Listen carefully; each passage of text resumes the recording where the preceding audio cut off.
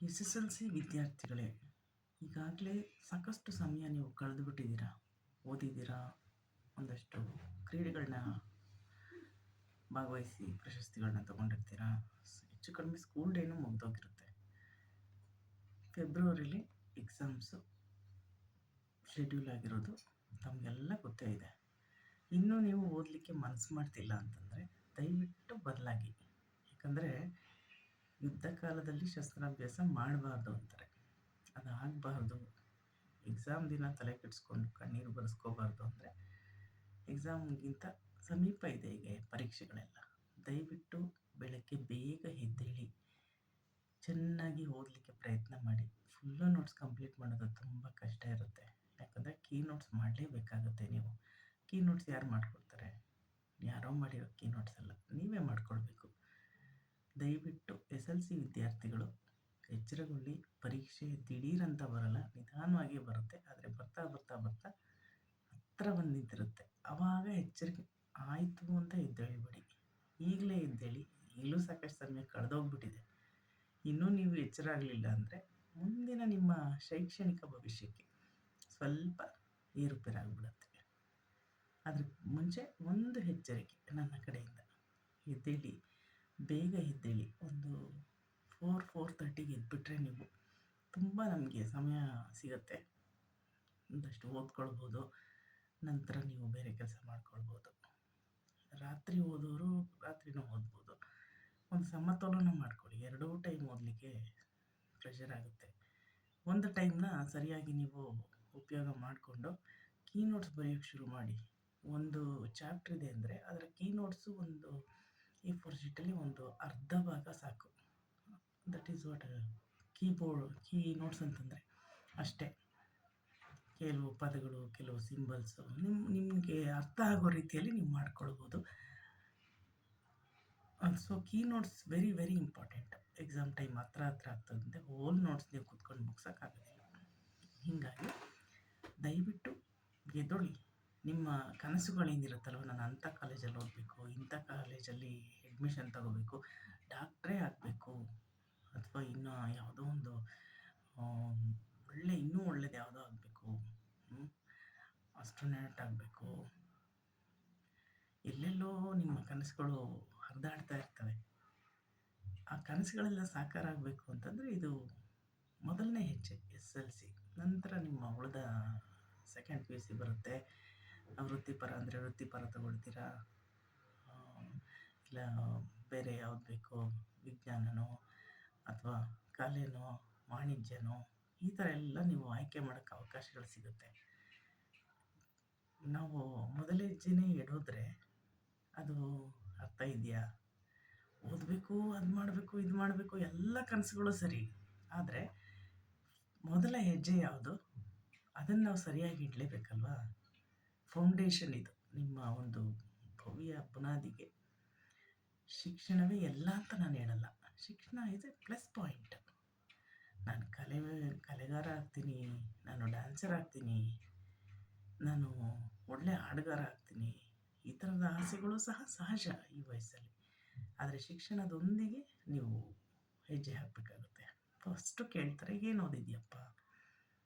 ಆಮೇಲೆ ಒಂದು ಕೆಲಸ ಅಂತ ನೀವು ಮಾಡ್ಕೊಳ್ಳೋವರೆಗೂ ನಿಮಗೆ ಶಿಕ್ಷಣ ಬೇಕಾಗುತ್ತೆ. ನೀವು ಕಲೆಯಲ್ಲಿ ತುಂಬ ಬೆಳೆದ್ರಿ ಅಂತಂದರೆ ಪ್ಲಸ್ ಪಾಯಿಂಟ್ ಆಗುತ್ತೆ. ನೀವು ಹೆಸರಿನ ಪಕ್ಕ ಹಾಕ್ತಾರೆ, ಇವರು ಇದನ್ನು ಓದಿದ್ದಾರೆ, ಇವರು ಗ್ರ್ಯಾಜುಯೇಟು, ಇವರು ಡಾಕ್ಟ್ರೇಟು, ಈ ಥರದ್ದೆಲ್ಲ ಹಾಕ್ಬಿಟ್ಟೆ ನಿಮ್ಮನ್ನು ಅವರು ಗೌರವಿಸ್ತಾರೆ.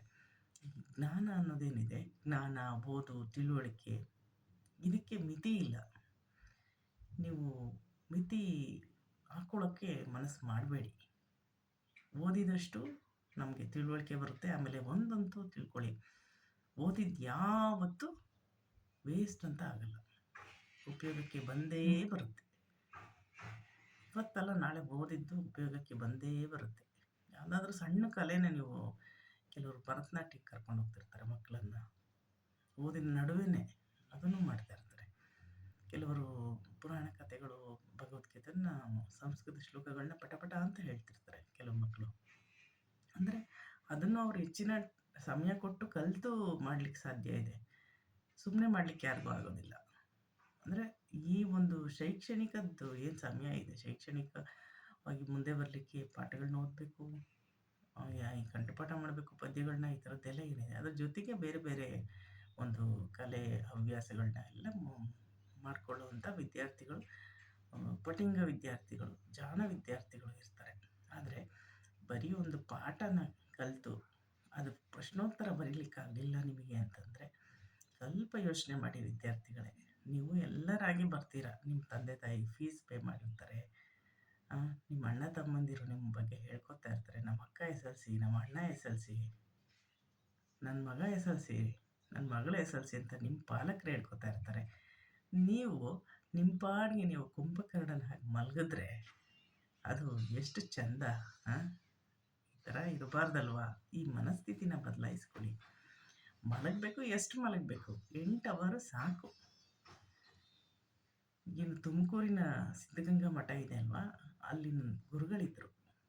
ನಾವೆಲ್ಲ ಅವ್ರನ್ನ ನೇರವಾಗಿ ನೋಡಿದಂಥವ್ರು, ನಿಮ್ಮಲ್ಲೂ ಕೆಲವರು ನೋಡಿರ್ಬೋದು. ಶ್ರೀ ಶ್ರೀ ಶ್ರೀ ಶಿವಕುಮಾರ ಸ್ವಾಮೀಜಿಗಳೇನಿದ್ರು, ಅವರು ಬೆಳಗ್ಗೆ 3 ಗಂಟೆಗೆದ್ದು ತಮ್ಮ ಶಿವ ಪೂಜೆಯನ್ನು ಮಾಡ್ತಾ ಇದ್ರಂತೆ. ಲಿಂಗ ಪೂಜೆಯನ್ನು ಮಾಡಿ ನಂತರ ಅವರು ಭಜನೆ ಮತ್ತು ಬೇರೆ ಕೈಂಕರ್ಯಗಳನ್ನ ನಡೆಸ್ತಾ ಇದ್ರಂತೆ. ರಾತ್ರಿ ಎಷ್ಟೇ ಹೊತ್ತಾಗಿರಲಿ, ರಾತ್ರಿ ಒಂದು 12 ಗಂಟೆಗೆ ಮಲಗಿದ್ರು ಅಂತ ಇಟ್ಕೊಳ್ಳಿ, ನಮ್ಮ ತಲೆ ಒಳಗೆ ಏನು ಬಂದುಬಿಡುತ್ತೆ, ಅಯ್ಯೋ ನಾನು ರಾತ್ರಿ 12 ಗಂಟೆಗೆ ಮಲಗಿಬಿಟ್ಟೆ, 12 ಗಂಟೆ ಓದ್ಬಿಟ್ಟಿದ್ದೀನಿ, ಇನ್ನು ಬೆಳಗ್ಗೆ ಯಾಕೆ ಅದು ಬಂದುಬಿಡುತ್ತೆ ನಮ್ಮ ತಲೆಗೆ. ನಾವು ಆಲ್ರೆಡಿ ಫಿಕ್ಸ್ ಆಗಿಬಿಡ್ತೀವಿ, ನಾನು 12 ಗಂಟೆ ತನಕ ಓದ್ಬಿಟ್ಟಿದ್ದೀನಿ, ಬೆಳಗ್ಗೆ ನಾನು 7 ಗಂಟೆಗೋ 8 ಗಂಟೆಗೋ ಇದ್ರಾಯ್ತು, ಭಾನುವಾರ ಅಲ್ವಾ, ಇನ್ನೊಂದು ಎಕ್ಸ್ಕ್ಯೂಸ್, ಭಾನುವಾರ ಓಕೆ ನೋ ಪ್ರಾಬ್ಲಮ್. ಅಲ್ಲ, ಈ ಥರನೇ ಒಂದು ಸಣ್ಣ ಸಣ್ಣ ಎಕ್ಸ್ಕ್ಯೂಸ್ ಕೊಡ್ತಾ ಹೋದರೆ ಯುದ್ಧ, ಪರೀಕ್ಷೆಗಳೆಲ್ಲ ಯುದ್ಧಗಳೇ. ಇವಾಗೇನು ರಾಮಾಯಣ ಮಹಾಭಾರತನ ಕಾಲನ ಯುದ್ಧ ಮಾಡಲಿಕ್ಕೆ? ಈ ಪರೀಕ್ಷೆಗಳೆಲ್ಲ ಸವಾಲುಗಳೇ. ಇವುಗಳನ್ನ ಎದುರಿಸ್ಲಿಕ್ಕೆ ನಾವು ಸರಿಯಾದ ತಯಾರಿ ಮಾಡಿಕೊಳ್ಳದೆ ಕೊನೆಗೆ ಪರೀಕ್ಷೆ ಹಾಲಲ್ಲಿ ಹೋಗ್ಬಿಟ್ಟು ಗಲಗಳ ಅಂತ ಹತ್ಬಿಟ್ರೆ, ಅಥವಾ ಆ ಕಡೆ ಈ ಕಡೆ ಕತ್ತು ಉದ್ದ ಮಾಡಿ ನೋಡಿದ್ರೆ ಬದಲಾವಣೆ ಆಗುತ್ತೆ ಅಂದ್ಕೊಂಡಿದ್ದೀರಾ? ಇಲ್ಲ, ಖಂಡಿತ ಇಲ್ಲ. ಬದಲಾಗಬೇಕಾಗಿರೋದು ಈಗ, ಇವತ್ತಿಂದ. All the best. ಚೆನ್ನಾಗಿ ಓದಿ, ಒಳ್ಳೆ ಮಾರ್ಕ್ಸ್ ಬರುತ್ತೆ ಖಂಡಿತ. ಪ್ರಯತ್ನಕ್ಕೆ ಯಾವತ್ತೂ ಪ್ರತಿಫಲ ಕೊಟ್ಟೇ ಕೊಡ್ತಾನೆ ನಮ್ಮನ್ನು ಇಲ್ಲಿಗೆ ಕಳಿಸಿರುವಂಥ ಕರ್ತ. ಚೆನ್ನಾಗಿ ಓದಬೇಕು ಅನ್ನೋ ಮನಸ್ಥಿತಿನ ನೀವು ಮೂಡಿಸ್ಕೊಳ್ಳಿ.